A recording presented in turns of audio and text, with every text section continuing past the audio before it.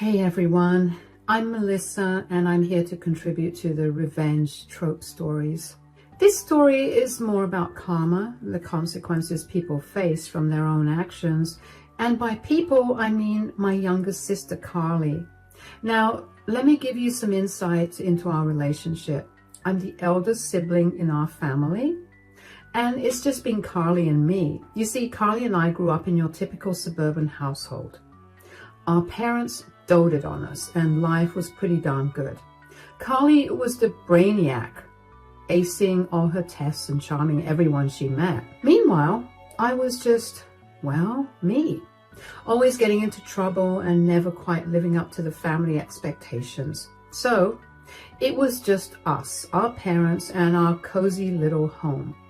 It might not seem much to many people, but for me, it was. But then, everything changed when our parents passed away. It was a tragic accident that turned our world upside down. I still remember that day like it was yesterday. Carly and I were called to the principal's office at school, and there was Grandma waiting for us with tears in her eyes. My dear girls, Carly and Melissa, I need to tell you something. What's wrong, Grandma? I'd like to have a private moment with you both. Your parents, they're gone. There was a terrible car accident this morning while they were on their way to work. What do you mean, Grandma? I want Mom and Dad. This can't be happening. What do you mean they're gone? I know, it's incredibly tough to hear at your age, but right now, I'm the only family you have left, my dears. I promise I'll take good care of you. It's a painful memory I'd rather forget. In the aftermath, Carly and I struggled to cope. We moved in with Grandma, but nothing felt the same without Mom and Dad. As the oldest sibling, I felt the weight of responsibility falling heavily on my shoulders after our parents' passing. While I tried to step up and be there for my sister, Carly, she seemed to spiral out of control. It seemed like we both had Freaky Friday Ed. Grandma Martha, bless her heart, had to bear the brunt of Carly's rebellious behavior, and I couldn't help but feel sorry for her. Carly's troubles seemed to multiply after Mom and Dad were gone. I remember one time when she snuck out of the house in the middle of the night to attend a party. Grandma was beside herself with worry until Carly stumbled back home in the early hours of the morning, reeking of alcohol. Despite my attempts to guide her, Carly continued down a path of recklessness. She started skipping classes, staying out late, and hanging out with questionable friends. Looking back, I realize now that Carly was struggling to cope with the loss of our parents in her own way. But at the time, it felt like she was deliberately making life difficult for all of us. After finishing high school, I felt both nervous and excited about what was next. Leaving Carly and Grandma was tough, but I knew going to college would help us all in the long run. College was a whole new world for me. And during my second year, I met my husband Nathan in one of my classes. He was really nice and smart, studying engineering. We hit it off right away and became really close. While I was busy with college and focused on building a better future, Carly's life was taking a different path. Unlike me, she wasn't interested in going to college or getting a job. Instead, she seemed content living off Grandma Martha's money. I tried to talk to her and offer my guidance as her big sister, but she didn't seem to care. During my last year of college, when I came home for Thanksgiving, I decided it was time to have a serious conversation with her. Carly, you finished high school 2 years ago, and since then, you've been relying on Grandma's money. You know she's helped us a lot, but this can't go on forever. Give me a break, Melissa. It's Thanksgiving. I don't need another lecture from you. Carly, I'm about to graduate from college. I'm planning to get a job, maybe even move into a new apartment with Nathan. I'm getting my life together, and I'm willing to help you too. I could pay for your tuition, but please just try to do something. I don't see what your problem is. Grandma is fine with me staying with her. Why can't you accept that? I'll live my life the way I want. You can't control me. I'm not trying to control you, Carly. I just want to help you become more independent. In today's world, having a job is crucial. We don't have much financial security, you know. Ugh, Melissa, you're so boring. I'm going out for a smoke. Tell Grandma I'll be back for dinner. After that conversation with Carly, I decided maybe I should give her more time. I focused on finishing college. Once I graduated, I landed a job as an environmental analyst at a research institute. It was a dream come true, working in a field I was passionate about. Meanwhile, Nathan had secured a job as a civil engineer at a construction company. We were both excited about our careers and the future ahead. With our stable jobs, we decided to take the next step and move in together. We found a cozy apartment in the heart of the city where we could start our lives together. A couple more years went by and I turned 24. Then Carly called with heartbreaking news. Grandma had passed away. I was crushed. Nathan drove us back to our hometown. Carly seemed calm, but I could sense her sadness. I took charge of arranging the funeral as there weren't many people there. Grandma just left a few belongings and some money split between Carly and me. And the house, well, she left it to me. I remember Carly being bitter about it, but I had assured her she could use it for as long as she wanted to. After the funeral, as everyone left, Nathan and I prepared to return home, but I couldn't shake the feeling that Carly needed me. Even though she seemed okay on the surface, I knew deep down she must be feeling lonely, so I decided to stay back, wanting to support her through this tough time. Hey, why is Nathan leaving alone? Aren't you going with him? Look, Carly, I know you want to act like this doesn't matter to you, but I want you to know I'm here for you, and I've decided to stay here for a bit. Whoa, you're not staying with me, Melissa. You're not getting it. I've got my own plans. I get it, Carly, but things are different now, and I want to help you get back on track. You can't just brush off everything that's happened. Well, I've got Ethan moving in with me now. We've got plans. Ethan? Who's Ethan? He's my boyfriend, Melissa, and he's been there for me in ways you haven't. Wow, Carly, that's great news. Can I meet him? Not yet, Melissa. Don't be annoying. Carly, Melissa's just trying to help. Can't you see that? Nathan, stay out of this. This is between me and Melissa. All right, Carly, I'll leave if you want me to, but promise me you'll try to sort things out, and I hope this Ethan treats you right. Fine, Melissa, just go. Goodbye. So Nathan and I returned to our apartment. A couple of months later, when I talked to Carly, she excitedly shared that she had landed a job at a local salon as a receptionist. I was genuinely proud of her progress. She also mentioned that things were going well with Ethan, her boyfriend. It seemed like love was bringing out the best in her. And during that time, my own life was bustling with activity. Ethan surprised me with a proposal, and we happily got engaged. Carly was surprised at first, but she quickly showed her support and excitement for our upcoming wedding. She even helped me with wedding planning and choosing the perfect dress when she visited me in the city. I remember the first time I met Ethan over dinner at Grandma's house right after my wedding. Oh my goodness, Ethan, I've been looking forward to meeting you. I was so bummed when Carly told me you cannot make it to the wedding. It has been over a year since Carly and you started dating, and I've been eager to meet the man who stole my sister's heart. Yeah, I've always mentioned to Carly about meeting you guys, but she never seems interested in inviting you over. Come on now, don't throw me under the bus like that. Congratulations to both of you, by the way. Thanks, mate. So, Carly, how's your job at the salon? How are things going there? Well, the salon, it's okay, I guess. Didn't you tell your sister? Tell me what? I decided to quit my job at the salon. It was kind of boring and it didn't pay me well.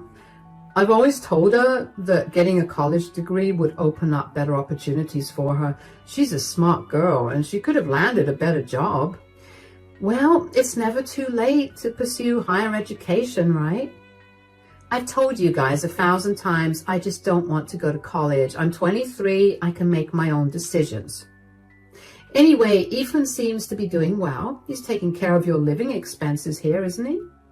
Yeah, Ethan has a really good job and he's been helping out with everything. I really love Carly and I don't mind taking care of her. That's really nice of you. After our visit to Carly's place, where things seemed surprisingly okay, Nathan and I settled back into our city life. Our days were filled with nothing but love. Then, out of the blue, Carly called me one evening. Her voice was tense, and I could sense something was wrong. Hey, Mel, I need to talk to you. Hey, Carly, what's up? You sound really anxious. Is everything all right? Mel, I messed up. I messed up big time. What are you talking about, Carly? I'm pregnant. Oh, isn't that something you should be happy about? Did you not want a baby? I mean, I get it. You're pretty young, but Ethan loves you and, well, it isn't Ethan's baby. What? You must be kidding me. I wish I was, Mel. I'm really ashamed to admit this, but I had been cheating on Ethan. Why would you even do that, Carly? Ethan doesn't deserve this. Well, I've been seeing this guy. He had money and I thought it was better than being with Ethan. I didn't want a boring life. It's so complicated situation. What do you mean by a complicated situation? Ethan loves you and you chose money over him? I don't want to settle for a mediocre life. I thought me and that guy really had a thing going on there and he promised me that he would leave his wife, but turns out it was just a casual fling for him. When I told him that I was pregnant with his baby, he said he didn't want to be a part of the baby's life and didn't want to see my face ever again. Wow, Carly, you got involved with a married man? I know, it's a mess. I haven't told Ethan yet. I want to keep the baby though. I think it could bring some happiness into my life. Are you sure you're ready to be a mom? Of course I am. Do you think I should keep it a secret from Ethan? Carly, that's not fair to him. You need to tell Ethan and soon. If you don't, I will. Maybe this baby will change things for the better. You're my sister. I need your support, Mel. I've been reflecting a lot lately and I'm really regretful about how I've treated you and everyone else in my life. When our parents passed away, you were there for me, but I was not there for you. I want to change that. I've been a bad sister, but that's going to change now. I'm going to work on myself and be better. Okay, let us start by telling Ethan the truth. Then we'll figure out the rest together, I promise. So, after Carly told Ethan about the baby, things didn't go well. He got really angry and left her. I felt bad for Carly, even though it was her mistake. I didn't like seeing her hurt. She needed someone, and I didn't think Nathan would mind if I stayed with her for a while. Carly didn't have a job, and the money Grandma left her was running out, so I decided to take some time off work and stay with Carly. For the next 9 months, I was there for Carly during her pregnancy. I didn't want her to go through it alone. I visited her every month, staying with her for 1 or 2 weeks at a time. It was important to me to support her, even though she had made some mistakes. During those months, Carly and I grew closer. We talked a lot about her plans for the future and how she wanted to change. She was determined to be a better person and a good mother to her baby. I admired her strength and courage. As Carly's due date approached, I made sure everything was ready for the baby's arrival. We went shopping for baby clothes and furniture, and I helped Carly set up the nursery. It was an exciting time, despite the challenges Carly was facing. When the day finally came, I was by Carly's side in the delivery room. It was a long and difficult labor, but seeing the joy on Carly's face when she held her baby for the first time made it all worth it. I knew then that everything would be okay. So it was a baby boy, and Carly named him Cole. I decided to stay with Carly for a while, so I told Nathan I wouldn't be coming home for some time. He was understanding and said it was okay because Carly needed me. Carly was dependent on me both financially and emotionally. She wanted to start applying for jobs, so while she did that, I took care of Cole at home. I had saved enough money to support us for a while, so I wasn't worried about finances. For 4 months, I stayed at home with Cole while Carly went out to look for jobs. Nathan visited us every weekend, and we enjoyed spending time together as a family. Carly began seeing a guy named Josh, and she spent a lot of time with him. I was worried because she wasn't focusing on finding a job or taking care of Cole anymore. Despite my support, she seemed more interested in spending time with Josh than being independent. Carly came back home one evening after her dinner date with Josh. "Guess what, Melissa?" "What?" "You can go home and stay with Nathan. I don't need you here anymore." "Did you finally get a job?" "No, but Josh wants to move in, and he has a good job, earns well, and can take care of me and Cole." "Are you sure about this? It's only been a month since you started seeing this guy. You have a little baby now. You're a mother. There are things you need to consider." "I don't want to hear another word, Melissa. I'm a grown woman. You can pack your bags and leave tomorrow morning. I have had enough of you ordering me to get a job, enough of you trying to tell me to be more responsible for Cole. I am Cole's mother. No one knows him better than I do." "Carly, after all that I have done for you, I literally left my husband alone in the city so I could come and stay with you. I left my job, I left my life behind to support you and help you finally get your life back together. And all I asked of you in return was to be a little responsible." "Responsible this, responsible that. Don't you get it, Melissa? I'm done with you. I have a family now. I have a son and a boyfriend. It's better that you go back to your family. I mean, sure, thanks for helping me these last few months, but your job is over now. So stop being a parasite at my house. You're unwanted here.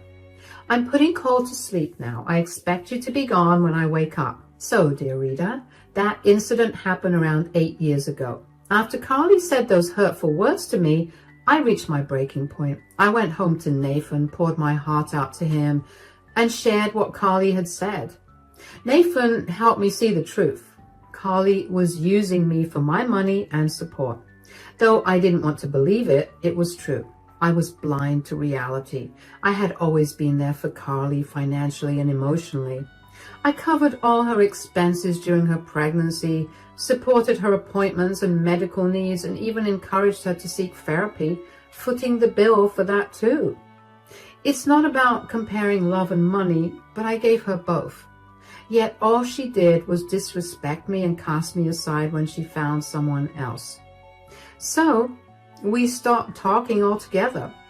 Fast forward 7 years and my life has changed significantly.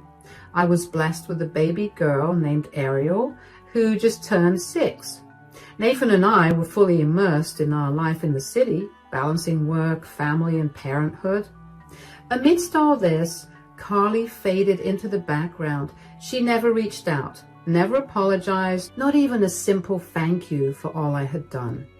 So imagine this, I'm chilling at home with Nathan and Ariel just watching some TV after a busy day, and out of the blue, my phone rings and it's from some random number. Like, who could it be? Then, that's when Carly, out of nowhere, decides to make a comeback after more than 6 years of radio silence. I answered the phone, and without even thinking twice, I blurted out, "Carly?" Nathan shot me a concerned look and motioned for me to go to our bedroom to talk to her. "Melissa, it's me, your sister." "I haven't forgotten your voice, Carly. Why are you calling me?" "Melissa, I know my apology might not mean much at this point, but I'm really sorry for the way I spoke to you all those years ago. You helped me, but I didn't see it. Let's skip the apologies, Carly. I know you don't mean it, but hey, if you do, good for you. Maybe you're becoming more human and less selfish. Really, listen to me, Melissa. I know you won't believe it because of what I'm about to ask next.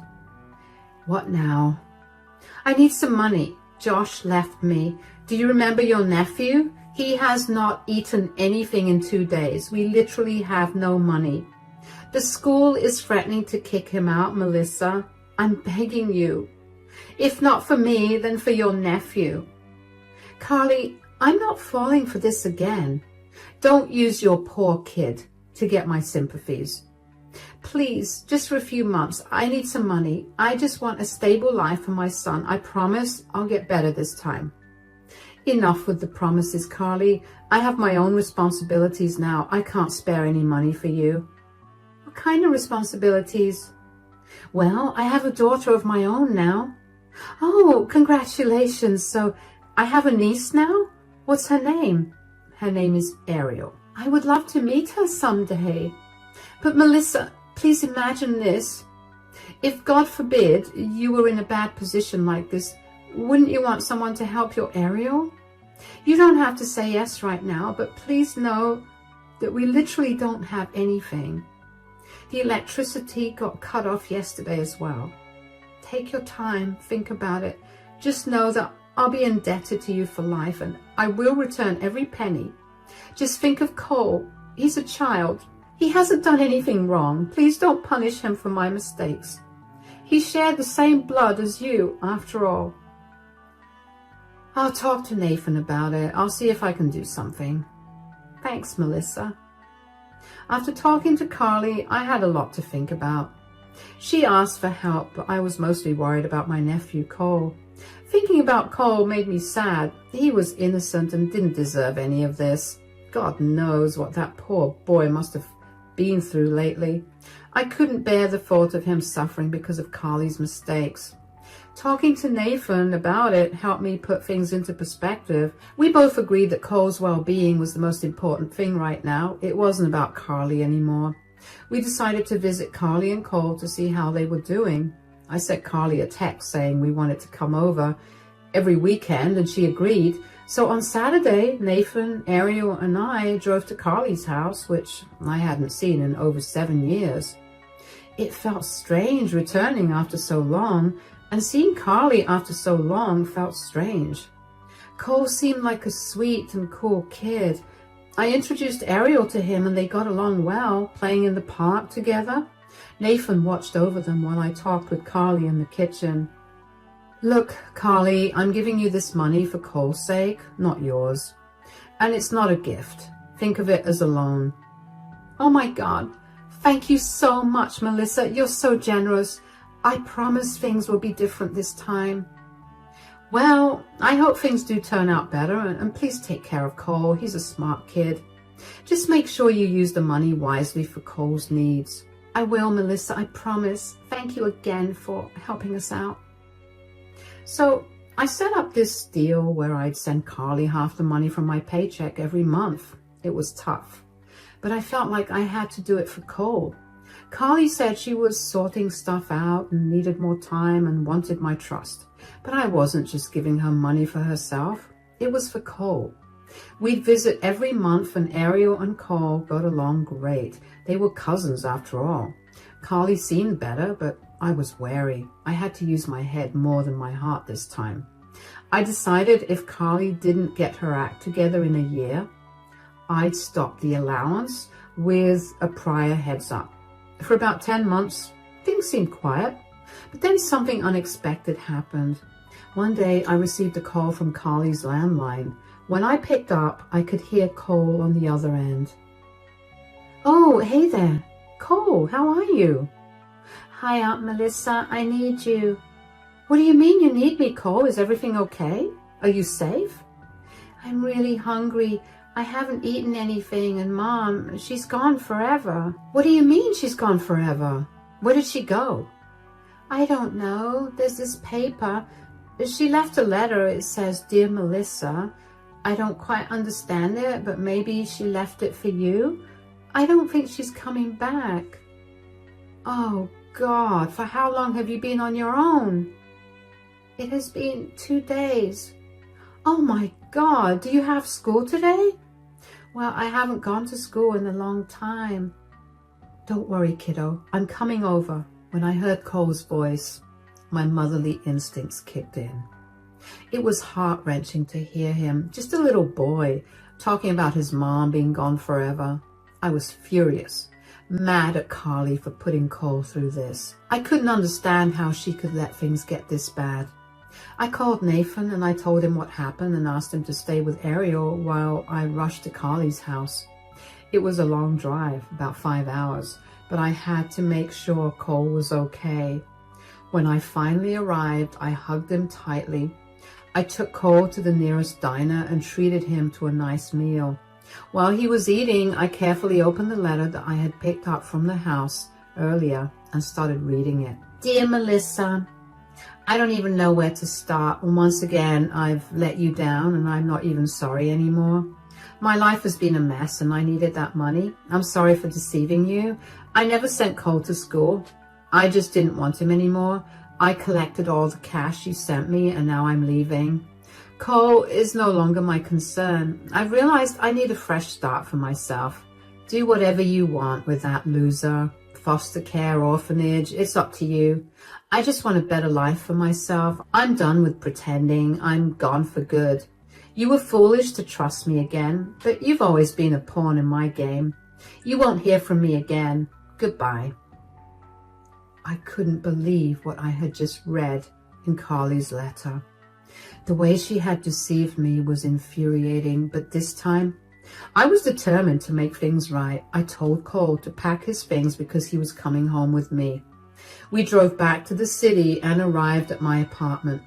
I prepared a nice hot shower for Cole, and then I sat down with Nathan and showed him the letter. Nathan agreed that we should contact the police and childcare services the next day. I didn't want to reveal everything to Cole just yet. He had already been through so much and I didn't want to overwhelm him. Besides, he wasn't alone. He had us, his family. I wanted to take care of Cole myself. After making that decision, I tried to get some rest for the night. But at midnight, there was a knock on our door. When I opened it, I was shocked to see Carly there. Carly, what on earth are you doing here? I'll have Nathan call the cops. What's going on? Oh, hush, Melissa. Where's Cole? I need to see him. He's inside sleeping, but I'm not letting you near him. Not after what you've done. Did you even realize he read that letter? You called him a loser and said you didn't want him anymore. My plan didn't work out. Just give me my son and I'll leave you alone. Your plan? What plan are you even talking about? Well, I got robbed. I was out traveling, trying to figure things out, you know. But then these guys jumped me, took my bag, which had all my cash, and left me with nothing. I had no choice but to come back. So you think it's that easy? You can just waltz back here and expect everything to be okay. I'm telling you, Melissa, give me my son and I'll leave. You won't ever have to see me again. If you need Cole, meet me at the police station tomorrow. We'll sort things out there. Don't drag the cops into this. After everything you've done, you think I won't involve them? You've been nothing but trouble since our parents died. Selfish to the core. Melissa, this is ridiculous. You're overreacting.